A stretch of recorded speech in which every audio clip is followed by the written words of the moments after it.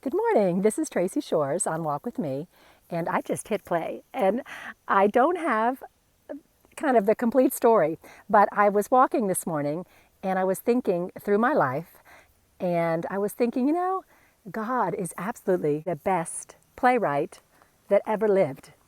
His story is perfect. His story in your life is perfect. And he knows the beginning, he knows the end, and he knows everything in between. And he hasn't missed a beat. He is right there with you. He's near. And what I was thinking about in my life is that I've struggled to believe good over my life. I have a sense, my kids would say, I go, oh, mom's the martyr. It's like, I don't know if it's a religious thing to think that God would want us to suffer and die. I'm not saying there's not suffering, and I'm not saying some don't die martyrs. But what I'm saying and what I was thinking over my own life is sometimes I say, Lord, here I am. I'm your martyr. I'll die. I'll deny. Jesus. And I felt like Jesus was saying back to me, no, Tracy, I've called you to live. I've called you to live and live abundantly and live fully and let others see the glory of God in your living, not in your dying. And my kids included. For many years, I kind of formed some patterns, right? The woe is me mom.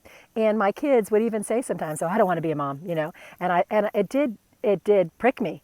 And I thought, oh God, forgive me, that they would look on what I consider to be the most valuable role a woman can have, a wife and a mother, and they would say, I don't want that. So however I was representing God and the glory of God in that role was not God honoring. It may have looked spiritual and it may have looked sacrificial, but it wasn't truly honoring to God.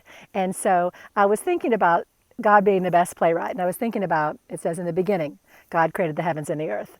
And then I thought, I need to look, what's the end? And so I read Revelation chapter 22. And what a gorgeous picture of this river that flows with this water of life that flows down the center of the city. And it's as clear as crystal. And it invites us to drink. And the whole chapter, it talks about, I'm coming soon, I'm coming quickly. The time is near. And goodness, John wrote this 2,000 years ago. But Jesus was saying to us, the time is near, I'm coming quickly. And we have to cling to that and embrace every day that we have life. And death does come. But if we live in fear of death or in dread of death or even embrace death, the woe is me, it's the stop and smell the roses. And I do a whole lot more of that than I ever did. I put the dishes aside. I put the cobwebs aside. I put a lot of things aside. And I go walking. And I say, God, you're good. You want life. You want life abundantly for me. The devil, he wants death. He wants my life to look drab and boring and uneventful. But Jesus says, I've come that you might have life and have it to the full. And to learn how to enjoy life, to be honest with you, sometimes being a martyr is easier. Learning how to enjoy life is actually sometimes quite hard. And I remember hearing, we were at Glory of Zion, and I remember Chuck Pierce saying one time that he said, I've only recently started to really understand what it means to enjoy life. That I have come that you might have life and have it to the full, that you might have good things and that you might walk in joy and pleasure, those pleasures forevermore. And there is a gate to that. It's his presence is where the pleasures are forevermore. But it's that relationship this way that when we keep that alive, that river of living water, it's like a waterfall now. But then we can walk into this, the gorgeous creation. In the beginning, God created the heavens and the earth. And he invites us to walk in that, to embrace life and to know life, which is Jesus. He is life. He is the way, the truth, and the life. And the only life full is in him. But But don't be tricked by the devil and him wanting you to embrace death and a lifestyle that's less than what God had put in your heart, what you imagine.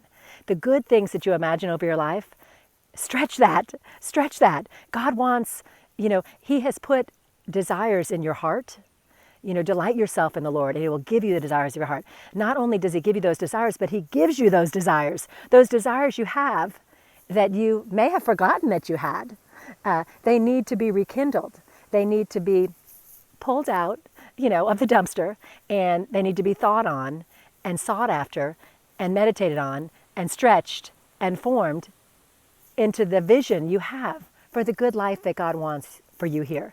And surely days of sorrow and sadness will come, right? The morning does come, but joy does come in the morning. And so embrace life fully. Say, death, no more. I'm going to walk with Jesus, and I'm going to have fullness of life. So be encouraged. Love you. Thanks for joining me on Walk With Me.